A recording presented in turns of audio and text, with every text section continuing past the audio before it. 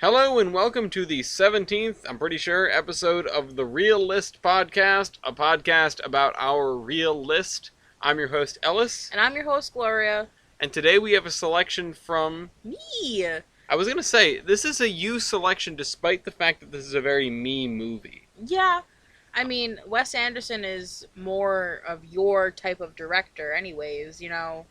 Yeah, well, I showed you... Yeah, you showed me the Grand Budapest Hotel, and your mom showed us the French Dispatch. Yeah, and don't forget Camp Counselor. Moonrise Kingdom. Yes. That's a lot coming from a camp counselor.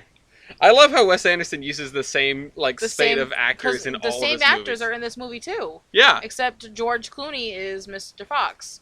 Well, to get into this movie, it's the Fantastic Mr. Fox, directed by Wes Anderson. It came out in 2009. It's what kind of animation style would you say this is?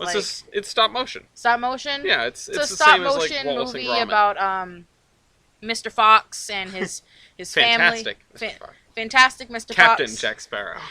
And his family, and basically he was a poacher, a wild animal, as he likes to call it. Yep. And he was stopped after he found out his wife was pregnant, and then it's 12 years, 2 years later. 2 years, 12 Fox years. 12 Fox years later, and they have a son, and they're living underground, and he works for a column in the newspaper, and he's like, I don't want to be underground anymore. I want to be different. He wants to live above ground. He wants to live above ground, so they buy this nice tree, which I thought is really nice. It is really nice. It's a really nice tree, and they make it their own, and, And his lawyer is Bill Murray, who's a badger. His lawyer is Bill Murray, who is a badger, and I really like this movie. When I first saw this movie, it was the high that you can never come down from after seeing this movie. And then the way they ended the movie, I was like, oh, are they ever going to come out with a second movie? Because that'd be fantastic. I would love Fantastic, you said it. I would love to see more of this movie. And I would love to see more of that stop motion style, because I really like the style of this movie. Well, that's why we need to watch Isle of Dogs, which is done in that the on same the list? style. I don't know, because I haven't seen it and you haven't seen it, so I don't think it's on the list. I've been adding a lot of movies to the list, I'm pretty sure. I'm pretty sure all the recent editions have big spaces in between them because they're my ads. Anyway, I wanted to talk about... What did you think of the movie? Oh, man. So, there's a lot to say about a Wes Anderson flick, but my first thought when it comes to this movie is...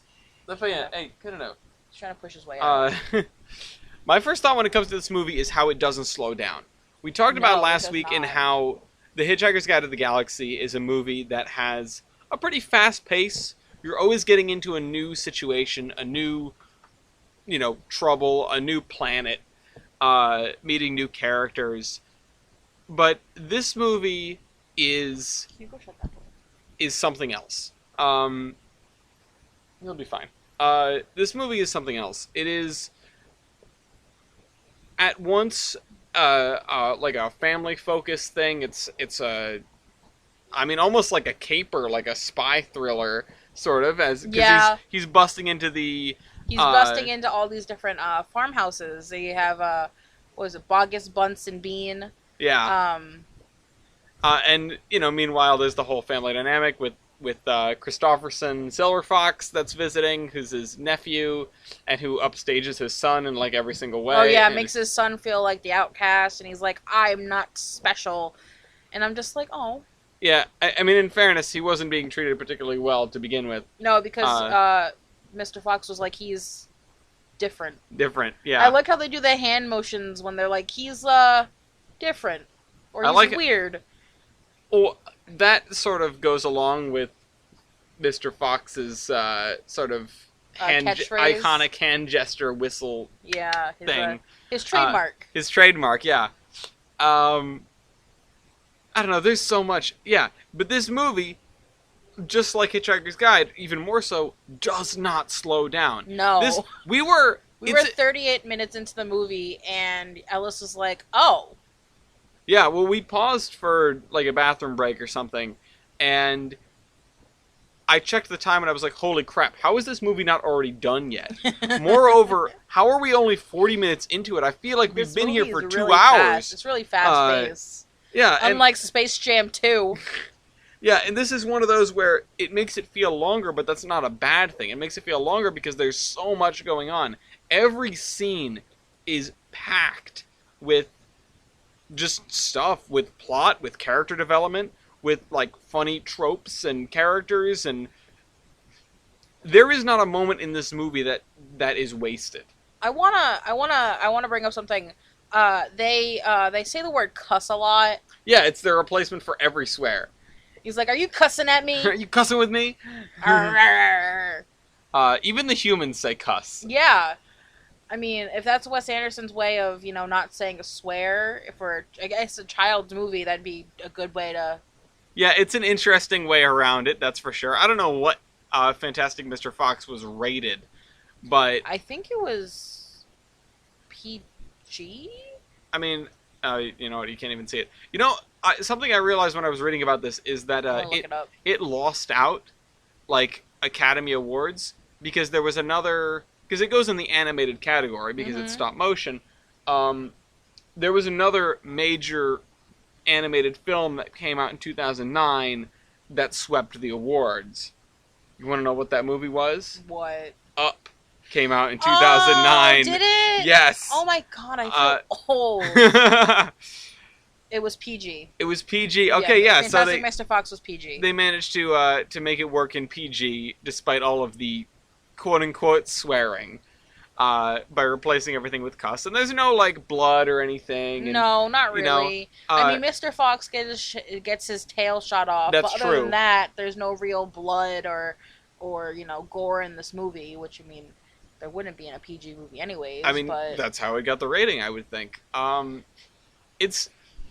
It is a very interesting film, and I would love to listen to a plot breakdown of this movie. Yeah, just by acts, because it feels like it has 17 acts. Like, it's so fast. I love when this movie, when you first sit down and watch this movie, and it gives you the titles to each, plot that this movie has, like each plot, each section, each scene has, and it's just, Oh, and sometimes they give it in Fox time, which is one of those things I wanted to bring up about this movie. Oh, yeah, because... I should have paid more attention, and I probably will if I get the chance to watch it again. I mean, we have Disney Plus, That's true. If Fox time is consistent. It establishes that 2 years is 12 years, so that's 6 years in Fox years for one human year, so 6 times as long. I didn't go back and check, or I didn't check through the rest of the film... And it doesn't say anything in the Wikipedia article, if Fox time is consistent, or if Wes Anderson is just making stuff up. Because that's one of the fun things about Wes Anderson and his films. Especially these, I wouldn't necessarily call this a later one, but these more whimsical ones, where he gladly departs from reality or even like sensible filmmaking and still delivers a product that is really interesting and good. One of the things I wanted to bring up was the rat. And his redemption, where as he's dying, he's like, Christopherson is hidden away over here. He has no reason to tell them that. He has no reason to do that anyway. You didn't really set this guy up for a redemption arc, but he does it. And then one of the back characters goes like, wow, he redeemed himself. And it's like, oh, okay, so you're hanging a lantern on this, this otherwise very flat moment that is a total shoehorn. I also want to bring up the fact that when he was like, all I've wanted was cider, you were drinking cider when you first got introduced. Yeah, well, he wanted more cider. I mean, that's like asking a drunk why they drink so much because they drink all the time. It's like, yeah, no kidding, because he just wants more booze. He hung out there to get the cider. He has the cider. He enjoys the cider. He stays because he wants more cider. And also, I would like to bring when he gets defeated, Mr. Fox gives him this murky, disgusting puddle of Bean's cider, and I'm like, that's disgusting. But wait, no, was he drinking cider or was he drinking something else? Because I don't remember him drinking cider. remember when Mr. Fox scooped it up in his hand? No, not that. Like, the rest of the time. Like, when you first meet him, I'm not sure he was drinking cider. He was drinking cider out of the bottle. With the swirly straw. He was drinking something. He was drinking cider. I don't know. I have to go back and check. I don't know. Check the tapes. But when Rat first got introduced, I said to Ellis, I was like, I'm getting a lot of Willem Dafoe's character from Grand Budapest Hotel into this character. Which Willem Dafoe's character in Grand Budapest Hotel is the hitman, right? Yes. Yeah.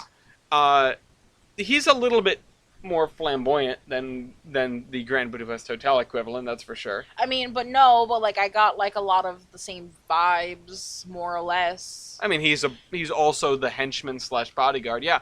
The thing that I was trying to get to was that the redemption is totally unnecessary and shoehorned. It's necessary for the plot. Mm-hmm. It's just the thing you sort of throw in there to make it work. But it has no basis or backing. And yet, because this is a Wes Anderson movie, and he's trained you to take the whole thing only semi-seriously, despite the fact that it is, nevertheless... Oh, okay, you're right. Nevertheless... I knew I was right. Just... You don't know if that's cider in that jar, though. What, is it piss? It might be a... You see all those jars that he had in that basement? It's piss. That's definitely cider. From Joker's dead girlfriend. I'm going to stab him. It's just gonna be one host from now on. Ellis is going to die. Anyway, it's totally okay. All the random stuff, all the non sequitur, nonsensical stuff in a Wes Anderson movie, you just sort of take in stride because the world is set up that way. And part of it is because it's Wes Anderson and you just accept it. And part of it is because he knows filmmaking so well that you can come into one of these movies and just sort of fall into that vibe without any issues at all. Also, you know how in when you go into Ash's room when the boys are going to bed? Yep. How train set? The train set? Yeah. How the train set is very similar to the world's. Oh yeah, how there's the train outside. Yeah.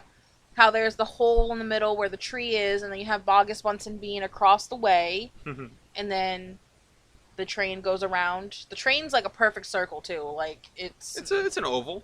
Yeah. You know, it's a typical. He's got probably like a 4x8 layout. It looks HO scale, maybe. But he was Ash was making Christopherson sleep underneath it. Yeah. Sleep underneath it, and I'm like, oh. You know, this is a really good.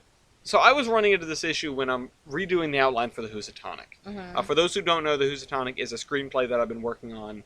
Finished a first draft. It is, if you know what the Titfield Thunderbolt is, it's a modernized, Americanized version of that, set on the Housatonic Railroad. And I was running into the issue of okay, I need to start rewriting this from scratch after I rebuild a new outline, and that means redoing all the dialogue for the characters. How do I make a character endearing? And this is like a treatise on, or treat.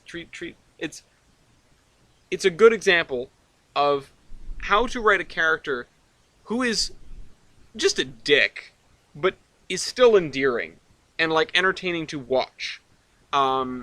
Maybe not so much Ash, because he is just a dick. Yeah, Ash is, he's an only Mr. child. Fox, he's kind of, Mr. Fox is an asshole. He's not the most endearing sort of character, and yet you want to root for him. You want to see him succeed. You want to see him do his thing. And when he sets off to do his heist with what's his name? Kylie. Kylie. What is Kylie? An opossum. Thank you, Kylie the opossum. When he sets off to do his grand 3-part last job, you want him to succeed, even though he's doing the wrong thing. I'm gonna say it. In a movie full of wild animals, there was not one goddamn raccoon in this movie. I like how we spend half the episode. I'm seeing beavers, foxes, squirrels, mice, a badger, rabbits, but no goddamn fucking raccoons. It would have been not a bad place to have a raccoon helping them in the town. That probably would have been appropriate, Yeah. I also like how... So I went into this, I knew of the movie. I didn't know much about the movie. I figured it was going to be a totally animal-centric tale, and immediately it establishes that not only are these animals in the world with humans... It's kind of like Chicken Run a little bit. Yeah, it is. But it establishes that by having Mr. Fox and Felicity Fox pilfering... Do we ever find out what Mr. chickens. Fox is? It's Foxy Fox. Foxy Fox. Oh. Of course it is. Foxy Fox. Ooh, Foxy Fox. Can I just say I watched this movie once over, and I didn't know that George Clooney was Mr. Fox. No, really? I didn't know that was him. And then I looked it up and I was like, "Oh, okay." I like how Wes Anderson himself plays Stan Weasel. That must be a pretty small part. I don't remember who that is. But he's got his little self-insert here. Wes Anderson as Stan Weasel. Meanwhile, you have Owen Wilson as Coach Skip. Yeah, you could tell immediately that was Owen Wilson. That it was Lightning McQueen. You can tell in the voice, especially when Mr. Fox went to his lawyer's office, and I was like, "Oh, do you know how that is?" And you were like, "No," and I was like, "I didn't say no. I said yeah, it's Bill Murray." You didn't answer me for a second. I was like, "Do you know how that is?" And you were like, I was waiting for him to stop talking. Oh. Yes, I recognized Bill Murray as Clive Badger, which I like how everyone's last name is just their animal, their species. Yeah. How come I didn't get a Latin name? Well, I don't know. I don't know if they had opossums in ancient Rome. You're a really nice guy, though. When you're doing that, can you give me some sort of signal so I know that you're like paying attention? This movie is pretty great. I'm going to be honest. I really did enjoy this movie. I'm enjoying it more now on the look back than I did going through it. Because going through it, I was like, oh my god, when is this ride going to stop? Like, I love how they have their own version of like cricket in this world, and it's called yeah. What was it called? Hotbox? Hotbox or something like that, yeah. And it's like this ridiculously complicated It's kind of like sport. Squid Game, but like involving actual... What? I didn't watch Squid Game.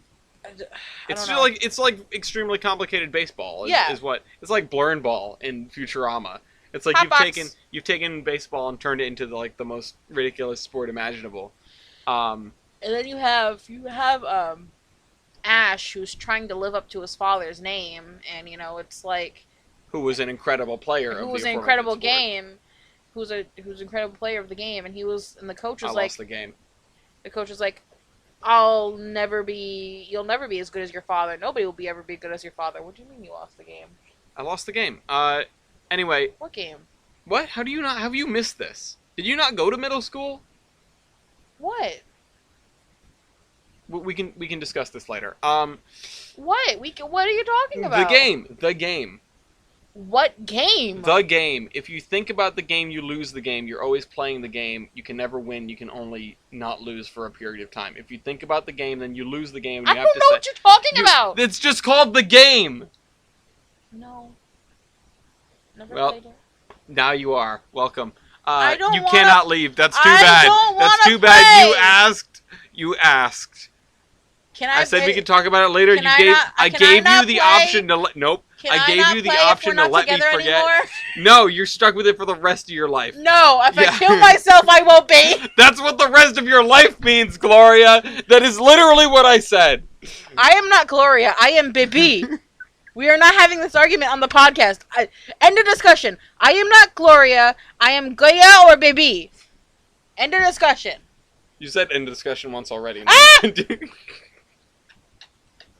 I like how we spent half of the podcast talking about the least consequential, least interesting character, that being the rat, and then spent the other half of the podcast yelling about the game. I love this show. This is my favorite show.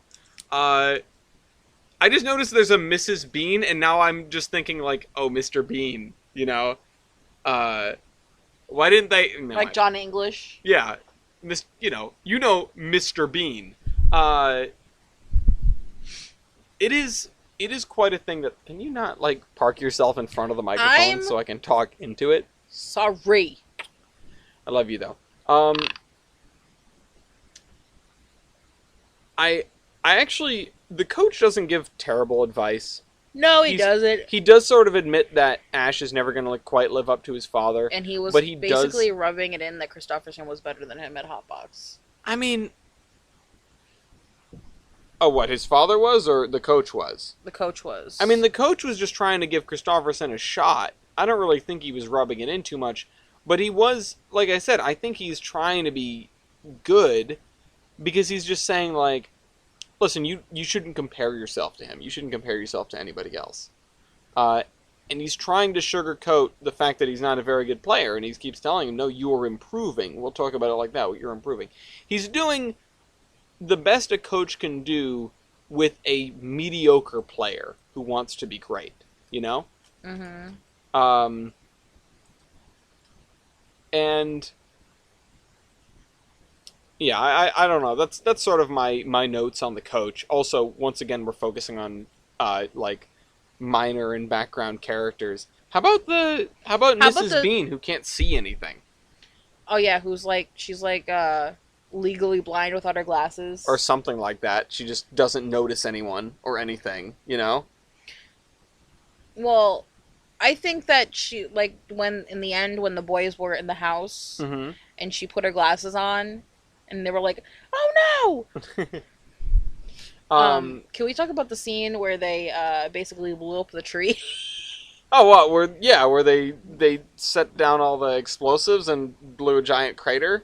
Well, no, where they were digging out the tree, and then Mr. Fox was like, "We gotta do what we do best, dig." Yeah. And then they're all in just like this pile of they're just like in this line, and they're just digging this tunnel. That looks unrealistically digging, like... Oh, yeah. I mean, where does the dirt go? Yeah. Actually, that brings me about to another thing that I was talking about last night, and you were like, save it for the podcast, which is how they eat. They established very early on that they eat just like... They eat like wild animals. Like a freaking tornado's coming through. Yeah, they eat like wild animals. They're gonna eat like wild animals. Yeah, it's like the one wild thing that they do. Also, favorite background character, favorite ancillary character... the rabid beagle. Oh, yeah. Beagles love blueberries. I told you to bring the blueberries. I even wrote it on your hand. What? Oh, yeah. There it is. Yeah, there it is. It's such a good movie. I need to watch this again. Yeah, I'm glad you liked the movie. I don't know how I would rank it in my Wes Anderson ranking. I feel like I can very easily rank Grand Budapest Hotel and Moonrise Kingdom, because they are two of my favorites. Grand Budapest, definitely my favorite. Moonrise Kingdom is also pretty good. And a really cute, like, you know, tale of young love sort of thing. It's an adorable movie. When I first saw Moonrise Kingdom, I loved it, honestly. It was a great movie to watch on Valentine's Day. Mm-hmm. It was like a nice little romantic movie, you know.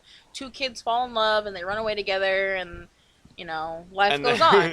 Yeah, Bill Murray gets cheated on and gets two black eyes. You know. I forgot about that. You forgot about that? Oh my god, that's like that whole subplot is so great. I mean, we got to do an episode on that. I would have to sooner watch or that later. movie again. I absolutely want to watch that movie again. Well, maybe we can watch it on Valentine's Day again.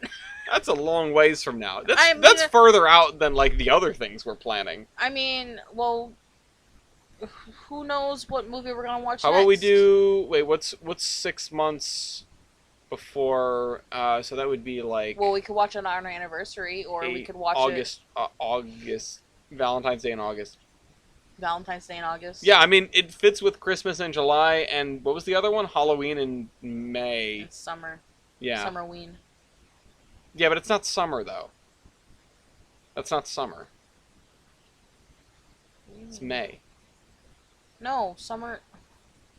No, I'm saying if you got to set a standard somewhere. If Christmas in July is because it's 6. Wait, is that 6 months? That's not 6 months. That's only 5 months. Yeah. Oh man, my world has just been shaken up. Christmas in July is only 5 months before Christmas. That means... No, but it should be still offset by the same amount. Yeah, it is offset by the same amount. So yeah, it's May. May. Halloween in May. Mayoween. Mayoween. Yeah, like mayonnaise. Mayoween. That's my new holiday. And we're all eating... I don't know, sandwiches. Alright, let's do our star ratings. You can go first on this one. I'm gonna give it a 5. You giving it a 5? You love it? Yeah, I love this movie. I love rewatching it, and I love going back to see it because it's just such a great stop motion movie, and it actually started my phase of loving stop motion. I don't know if you know this, but I love stop motion. Like Wallace and Gromit?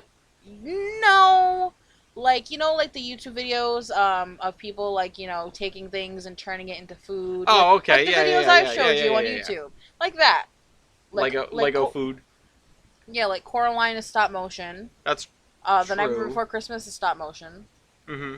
So like I love stop motion films. Like I think that they're great. I love Wallace and Gromit. I see. I could never get behind Wallace and Gromit because I don't know. Because you're lactose intolerant and they love cheese a lot. I understand. No, not because of that. It's because of I don't know. Their character design freaked me out a little bit. Yeah? Like the deep eyes and like. We gotta do an episode on Curse of the Were-Rabbit. Or something. Oh my god, I've seen that. Yeah? I have too. It's been a long time. You know what we should do? We should watch Chicken Run. That's on the list. Is it? I'm pretty sure Chicken Run is on the list. Let me check. Oh, yeah, it's it- right there. Oh yeah, because Chicken Run's actually coming out with I think it's another movie or it's a series on Netflix. Oh yeah, I heard something about that. Chicken Run is my childhood movie. Like Chicken Run is a lot of fun. Chicken Run is like my white whale of a movie. For a long time, I did not know what it was. I just remembered a movie sort of like that, and then someone was like, "Oh, it's Chicken Run," or I found something, and I was like, "Oh my god, it's this is it! I finally found it!" Because I was confusing this with another movie, although I can't remember what movie it was. Although it's making me think of. Have you ever seen Home on the Range? the animated cow movie. Yeah. Yeah. I loved that movie as a kid. I loved that movie too. I had it on DVD and I watched it until I burnt the disc out. You know, what did you love it because cows? I loved it because it was about like three best friends and stuff like that, and it was like, oh. You need to go through and pick which one is you, which one is Gianna, which one is Dylan. Oh, but then there's not enough cows. I thought there were 3 of them. There is 3 of them, but there's more girlies than that. But I guess me, Dylan, and Gianna are the main 3. And Sorry, I'm the Kyle. horse, right? Yeah, you're my stallion, Yeah, baby. or am I the horse, or am I what's his name with the giant, the bad guy? No. Either way, you know why I loved that movie, right? Why? There's a huge amount of trains in that movie. There's so much trains. Oh my god, Heist said he was editing the episode of Jeopardy, and I really hope you get censored with something special. Because he does different whistles. Anyway, I need to give my star rating. I've just been vamping because we sort of got to star ratings really quick. I'm going to give it a 4.5. That might be me underselling it. It may well deserve a 5. Mm-hmm. I just don't feel like giving a 5 today. I don't know. I like how down here, this is a spoiler because we're going to do this at some point. I noticed that I rated Osmosis Jones a 4. I don't think it deserves that. I think that was me being very nice. We both did, though. You say no. You also rated it a 4. Yeah, because I wasn't feeling good that day. I think that's when we had... Yeah, and you were like, oh yeah, Osmosis Jones is helping me fight my COVID. Oh, that's right. I had COVID when we watched this movie. Oh my god. I forgot. Good times, but not really. Well, I mean, when I had COVID, you didn't have COVID. Yeah, that's right. That was an immediate Because I'm immune. Shut up. You are not. I am immune. Whatever. Whatever. You had COVID. I was sleeping in the same bed as you, and I did not get COVID. I'm immune. There were some threads I wanted to tie up here, and now I've forgotten all of them. I mean, it didn't do too well at the box office, which is kind of sad. Because what was the budget for this movie? $40 million, and the box office was 46.5, which is kind of a shame because it's a really good movie. It's just one of those. How much did it get on Rotten Tomatoes? It's got like a 93%. Really? Yeah, it's really, really highly rated. I'm not gonna, I honestly love this movie so much, and I think there's a book. I would love to read this book. Oh, it's based on Fantastic Mr. Fox by Roald Dahl. Well, that's a kid's book. Probably, right? Yeah, it's a kid's book. I would still love to read this movie. Well, Christmas is coming. Read the book. Sorry. not read the movie. I like how they mentioned it's an anthropomorphic, tricky, and clever fox. I was just watching some review videos. There was a fantastic video reviewing Cars 1, 2, and 3 that I was pointed at by East and Hemlock, I believe. And he refers to them as anthropomorphic, or Thomas and Friends as anthropomorphic, which isn't really what that word means. They're not like shaped like humans. You would just probably say they're sentient. You want to call them anthropomorphic. In this case, they actually are. I'm splitting hairs, of course, but that's just one of my things, because I made the mistake of calling the Iron Horseman Chronicles anthropomorphic at one point. What does that mean? Anthropomorphic means like in the shape of a human. Oh. I'm a little dumb. That's okay. I didn't really know what that meant either until someone corrected me. But yeah, I mean, they're in the shape of humans, more or less, and they wear clothes, and they have like houses and that sort of thing. So my next question is, what's the next movie we're gonna watch? Oh, that is a really good question. I do not know. I'll have to think on that while I'm away in Philadelphia and get back to you, because I think I know what I want to watch next. Oh yeah, what's that? Because of Winn-Dixie. I think it's time for a sad movie. Oh, okay. Well, I'll have to pick something in the middle. I just don't know. Because we've got a lot of options. I don't necessarily want to do another like Wes Anderson movie back to back. Maybe we can take out Atomic Blonde. Maybe we can take out Howl's Moving Castle. Those are two that I've been meaning to get to, but because after it's either because of Winn-Dixie or we start watching the Godfather movies. Oh, really? Mm-hmm. Okay. Yeah, and I've been holding off on Stargate because that's going to launch us into a whole thing, and we've been trying to watch movies. We've been trying to watch Archer as our series on the side. Yeah. And once we run out of that, then I will propose, like, let's do another movie. Or let's do another movie that ties into a series. Or we can do an episode on Chernobyl, the show that we watched. We could. That wouldn't be the next movie we watch. We're deliberating on this for too long. I will think about this for some time. If you're going to do a sad movie, then I've got to try to find something in the middle. Or something a little bit more upbeat, perhaps. Actually, now that I'm looking at the list, scratch that. We're going to do Split. We're going to do Split. What the heck is Split? Oh, you're going to love Split. It's a roller coaster ride. Oh, God. Okay, so that means I need to pick something normal between here and there. Yeah, Split is, I guess you could call it a horror movie. Okay, then. Alright, well, we'll figure that one out. Maybe we should do something that's... I don't know. We'll figure it out. We'll see you guys next week.